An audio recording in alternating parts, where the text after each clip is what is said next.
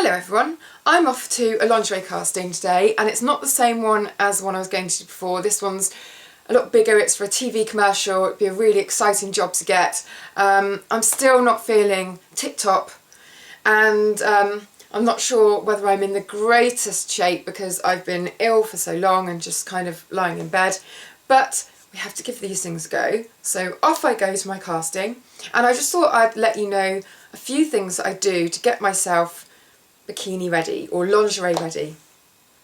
So I'm going to pop in a few pictures of myself in lingerie. Don't know whereabouts in the video, maybe now, but not as a pervy type of thing, just to show you my general shape. I'm not totally skinny mini. I've got quite big boobs for my frame, and I'm not the kind of girl that's, you know, I haven't got like ripped abs or anything like that. I'm quite soft and curvy. Naturally, you know, I don't do a hell of a lot of working out, but I eat very well and I eat fresh stuff and I don't eat loads of crap. So I think my body just generally tends to stay in its position it's meant to be in, if that makes any sense. So the first thing I do once I find out that I've got a casting, which is usually the day before, or if it's a weekend, maybe I'll get a warning on a Friday that it's for the Monday.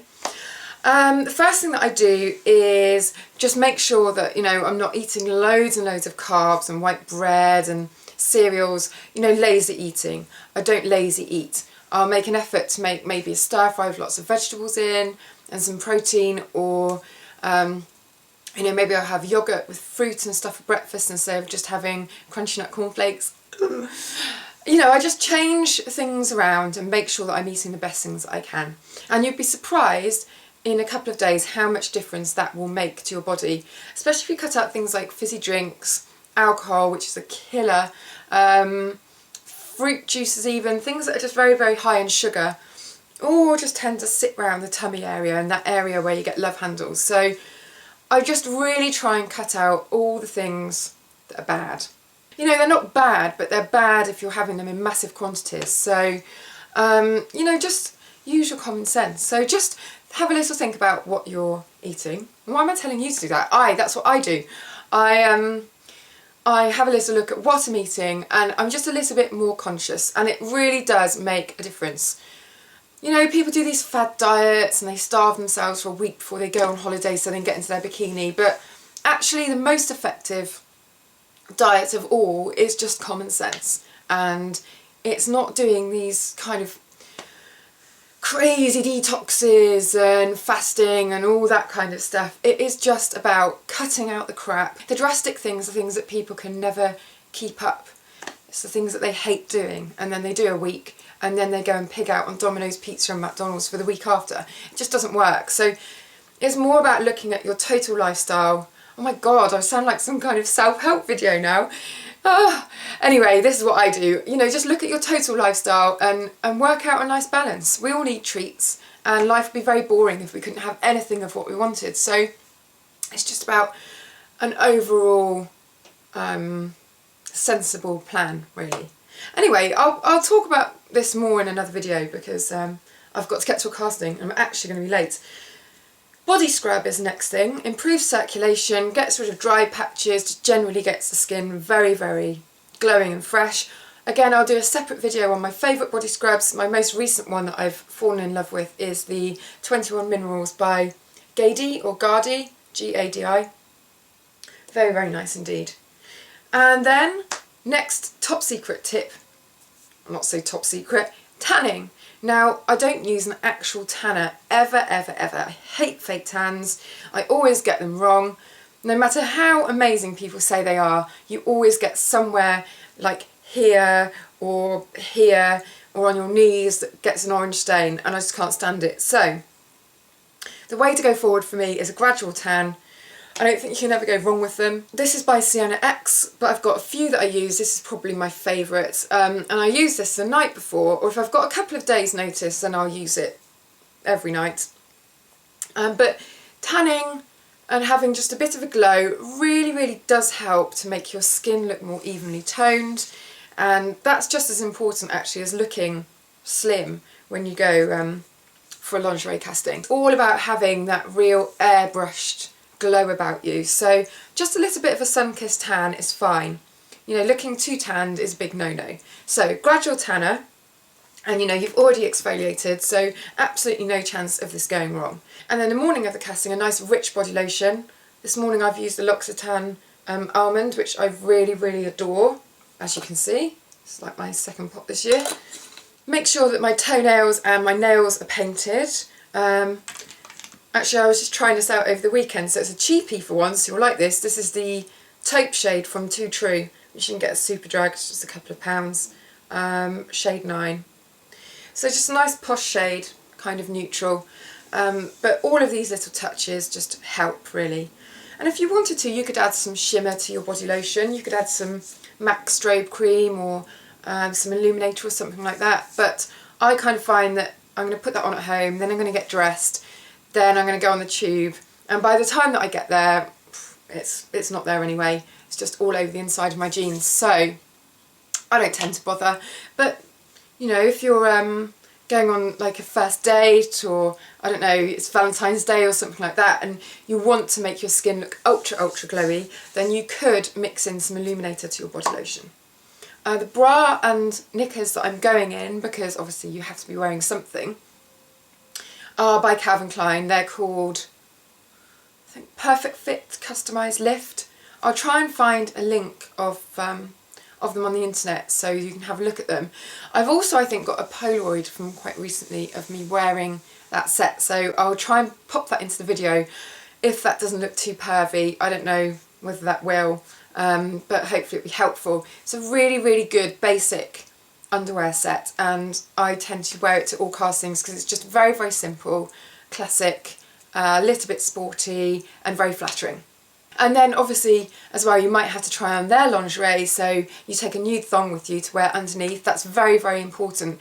And also a good tip if you're going lingerie shopping, because you're not supposed to, and you shouldn't, put shop stock knickers on just onto your bare flesh for obvious reasons. So you know, you always end up trying them on over your pants. So just make sure that you've got a nude thong with you and change into that, and it just makes everything look a little bit more I don't know, attractive, I suppose. It doesn't look quite so stupid as having a huge pair of purple pants sticking out underneath or something.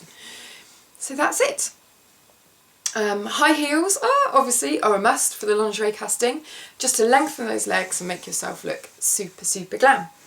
So that is it. I'm going to go on to face and then hair, which is rapidly dropping. And yeah, let's go on to skincare. So makeup and skincare has been kept very simple as usual.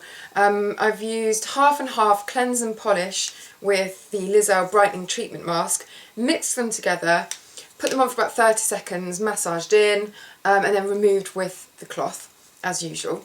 And it just adds a little bit more of a brightening effect to the skincare routine. Eye cream was Strivectin, just my regular eye cream. Then I used the YSL Top Secrets, which I've been using a lot recently. It's just got a brush like this, and you squeeze the kind of brightening primer into the brush and then apply it to the face.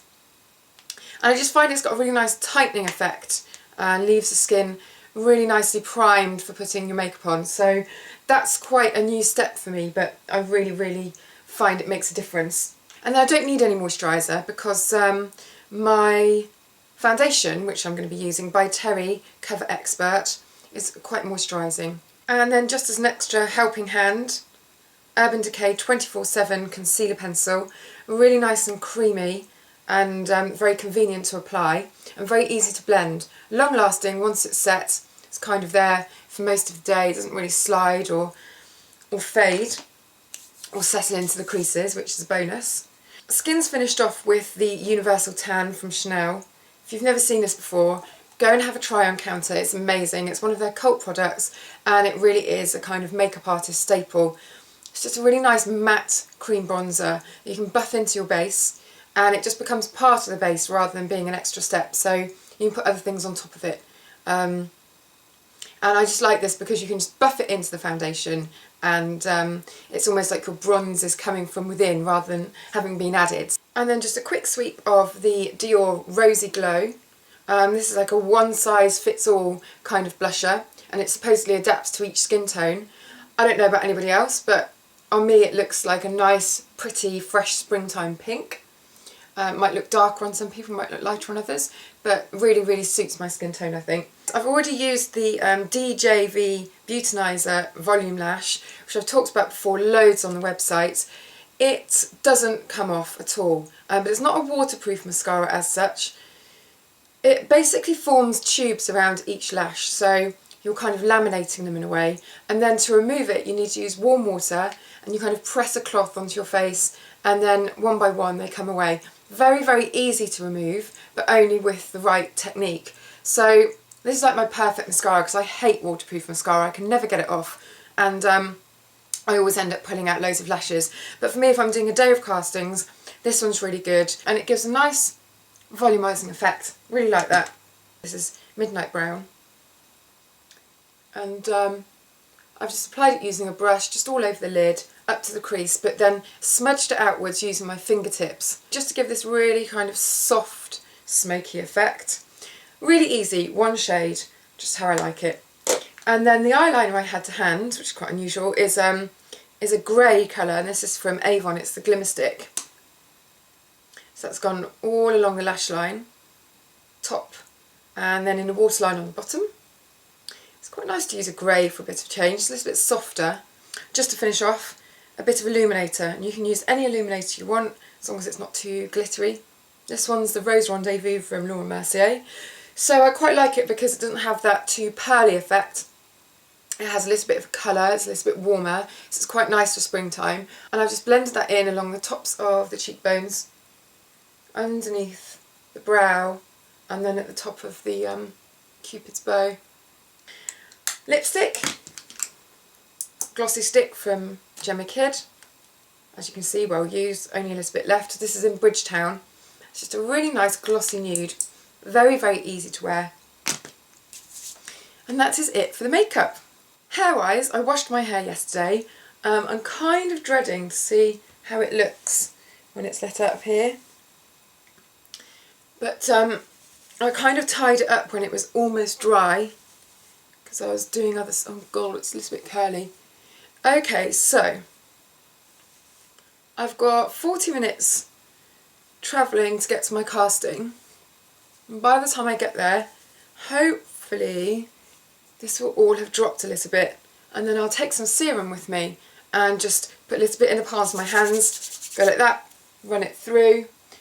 But I'd rather wait and leave it down until I get to the casting, because sometimes you find that what you do at home ends up looking kind of greasy or lank or flat by the time you get to a casting. So it's a little bit better just to keep your styling, if you can, to the very last minute and just see what it needs. That's me. I'm going to run to my casting, otherwise I'm going to be late.